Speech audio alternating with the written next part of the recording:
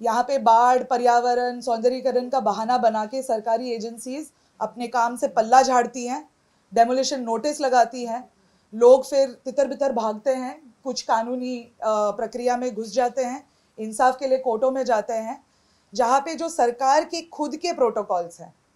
ये वही सरकार है जिसका दावा था जहां झुग्गी वहां मकान। आप किसी भी कॉलोनी में चले जाइए, भाजपा का वो आपको इन झुग्गियों में वो जहां झुग्गी वहां मकान का फॉर्म आपको मिल जाएगा, और हर जगह ये खुले तौर पर प्रॉमिस किया था। नमस्कार, न्यूज़ क्लिक से आपको स्वागत है। मैं अभी मौजूद हैं दिल्ली के प्रेस क्लब ऑफ इंडिया पर, जहां पर वामपंथी पार्टी सीपीएम दिल्ली की तरफ से एक प्रेस कॉन्फ्रेंस करी गई थी।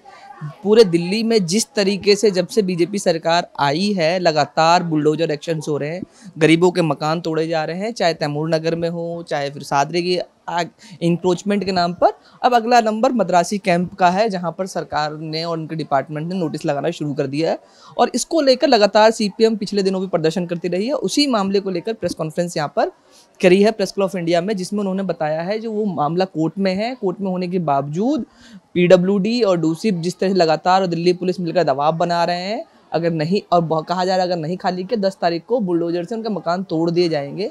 तो पूरी प्रेस कॉन्फ्रेंस में जो सीपीएम नेता और स्थानीय निवासियों ने बोला है, सुनिए वो लोग क्या कह रहे हैं, क्या मांग है, और ये बुलडोजर एक्शन है उसको लेकर उनकी क्या राय है। 60 साल से यहाँ पे रह रहे हैं। इनफैक्ट नाम मद्रासी कैंप है, लेकिन मद्रास से इनका कोई नाता नहीं है, दिल्ली वासी हैं। इनके बच्चे यहाँ पे पैदा हुए हैं, पढ़े हैं, बड़े हुए हैं, इनके पोते पोतियाँ यहाँ पे हैं, तमिल स्कूलों में पढ़ते हैं आसपास के इलाकों में।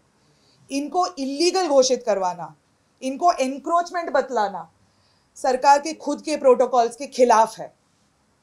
ये लोग वोट करते हैं, यहाँ पे काम करते हैं, अलग अलग बड़े बड़े वीआईपीओ के घर पे बर्तन मांजते हैं, अलग अलग बड़े सरकारी इंस्टीट्यूशंस में sanitation, house keeping, clerical, administrative काम करते हैं। केंद्र दिल्ली में कोई ऐसा इंस्टीट्यूशन नहीं होगा, Rashtrapati Bhavan, supreme court, high court, जहाँ पे ये लोग अपनी श्रम नहीं देते हैं। एक पीडब्ल्यूडी डेमोलिशन के ऑर्डर के तहत इनको कोर्ट में जाकर अपनी सुनवाई के लिए आग्रह करना पड़ा, और वहाँ पे जो तमाम सरकारी एजेंसियां हैं, बाढ़ के लिए इनको दोषित ठहरा के कोर्ट से ये कह रही है, ये अपील की जा रही है कि इन्हें बिना पुनर्वास के यहाँ से हटाया जाए, विस्थापित किया जाए। वो मेट्रो वाला ने पूरा नाली बंद कर दिया। ये हम लोग को जाके बोलेगा सरकारी कोई सुनने वाली नहीं है। ये 2 साल से पानी भर रहा है, इसके वजह से तो पानी भरा, ये नहीं हमारा जो कि मद्रासी कॉलोनी से पानी नहीं भरा नाली के अंदर में, ये यहाँ पर है। ये तो पहले मुद्दा हो गया। ये अभी हम लोग को 370 घर है, उसमें 189 घर को घर दे रहे, बाकी लोग के घर नहीं दे रहे, और ये यहाँ से हम लोग तोड़ के कहाँ भेज रहे हैं, लोगों नरेला भेज रहे हैं। हमें इतना दूर नरेला में दे रहे हैं, वहाँ पर कोई काम नहीं है, कुछ भी नहीं है। हम वहाँ जाके रह के वहाँ करेंगे क्या? अब मेन बात तो यह है सर, हमारे बच्चे तमिल मीडियम में पढ़ते हैं। तमिल मीडियम में पढ़ने वाले बच्चे वहाँ हिंदी में जाके क्या करेंगे? पहली बात, वहाँ स्कूल नहीं है तमिल का हमारा।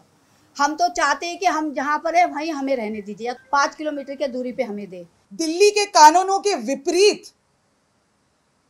आपको जो प्रेस नोट दिया है उसमें लिखा गया है clearly, Delhi Slum and JJ Rehabilitation Act and Relocation Policy of 2015 underlines in situ rehabilitation. DUSIP shall provide alternate accommodation to those living in Jhuggi Jhopdi Bastis, either on the same land or in the vicinity.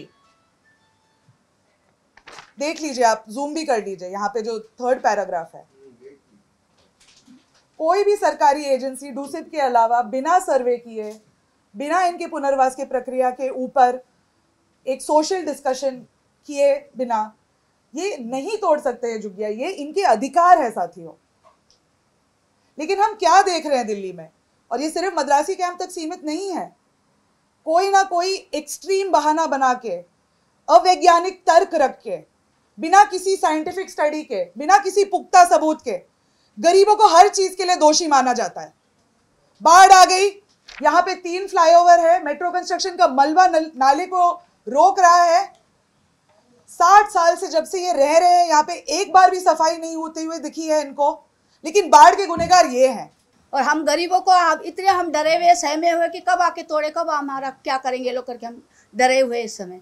अब गरीबों की जवाब सुननी चाहिए, गरीबों का पुकार सुननी चाहिए। लोग ने कोई भी हमारी पुकार नहीं सुन रहे हैं। हम गरीबों से देखो, हम मजदूरी करते हैं, हम मजदूर लोग हैं, हम यहाँ पे हमारा सब कुछ नौकरी वगैरह पानी सब यहीं पे है, हम उधर जाके करेंगे क्या? वहाँ कोई साधन नहीं है।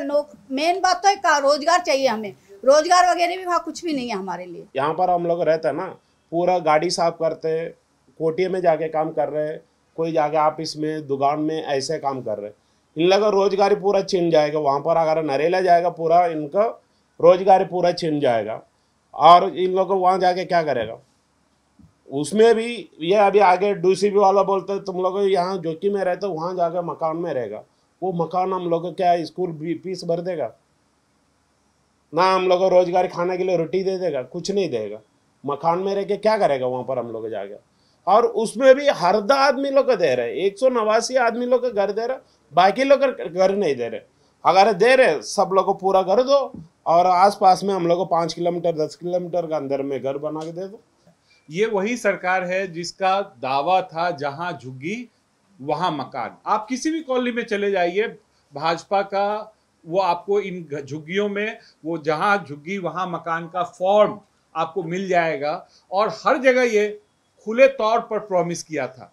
तो जो एक जुमलेबाजी की सरकार जो है उसका नमूना देख रहे हैं। और अब तो इनके ही राज्यपाल, इनके मुख्यमंत्री, इनका MCD और इनकी केंद्र सरकार। अब अगर इसके बाद भी अगर हो रहा है तो इसके लिए कौन है जिम्मेदार? ये है सवाल। और वो जिम्मेदार जो है वो भाजपा सरकार है। जो सर्वे किया गया है वो भी इतनी जल्दी हुआ है, दिसंबर का 1 महीने में सर्वे हुआ है, जिसमें से 500-600 जो घर है उसमें से आधों को तो गिनाया ही नहीं है। 370 का एक झुग्गी का सर्वे लिस्ट बनाया गया है, और उसमें भी सिर्फ 190 लोगों को आवास देने के लिए ये अग्रीमेंट में है। तो एक तो वो 50 किलोमीटर दूर हमें फेंकना चाहते हैं, लेकिन वो उसमें भी वो 1/3 2/3 लोगों को नरेला के मकान देने के लिए तैयार है। ये हमारे सारे कानूनी अधिकारों, ये सारे प्रक्रियाओं, ये सारे प्रोटोकॉल्स का डायरेक्ट उल्लंघन है साथियों। अगर घर नहीं बनाया, हम लोग कहीं शिफ्ट करके रख दो, तुम लोग 2 साल में घर बना के वही जगह में बना के दे दो जहाँ जो कि वही मकान। ये सरकार हम लोग का कार्ड दिया हुआ है, देखो यही हमारे देश के वो जहाँ जंगपुरा पोटी उनका MLA है, सब लोग वहाँ पर आके वादा किया जहाँ जो कि वही मकान है, तुम लोग यहाँ से नहीं हटाया जाएगा, ऐसे करके सब लोग दिया है। ये वहाँ के सफाई के अभाव के गुनहगार नहीं है, ये वहाँ पे इतने सारे जो इंफ्रास्ट्रक्चर डेवलपमेंट प्रोजेक्ट्स के कारण मलबा फेंका जाता है उन नालों में, उनके गुनहगार नहीं है। उसके बावजूद ये कह रहे हैं कि ठीक है आप हमें नजदीक में पुनर्वास दे दीजिए, हम अपना झुग्गी छोड़ देंगे। तो सरकार ने क्या किया? 50 किलोमीटर दूर नरेला में वो फ्लैट्स जो हर विस्थापन प्रक्रिया में वो लोगों को देते हैं और कोई जाता नहीं है, वही फ्लैट्स इनको दिखाए और कहा कि इसके अलावा दिल्ली जैसे शहर में और कोई फ्लैट्स नहीं है, ना 5 किलोमीटर के दायरे में, ना 10 किलोमीटर के दायरे में, ना 20 किलोमीटर के दायरे में। आपको 50 किलोमीटर सबसे नजदीकी फ्लैट्स मिलेंगे। तो ये आप देख रहे हो, तीसरा टर्म है मोदी की सरकार का, और अब तो डबल इंजन की सरकार है दिल्ली के अंदर। और ये जो इस तरीके से गरीबों की झुग्गी झोपड़ी को बुलडोजर के द्वारा तोड़ा जा रहा है, जो बुलडोजर की राजनीति कर रहे हैं, ये CPIM कतई बर्दाश्त नहीं करेगा। और आने वाले समय में हम आपके जरिए ये कहना चाहते हैं और केंद्र की सरकार और दिल्ली की सरकार को आगाह करना चाहते हैं, यदि यहाँ पर इन झुग्गियों को आप तोड़ के और उनको आप पास में नहीं बसाएंगे तो ये वामपंथ पार्टी मिल के जन आंदोलन खड़ा करेगी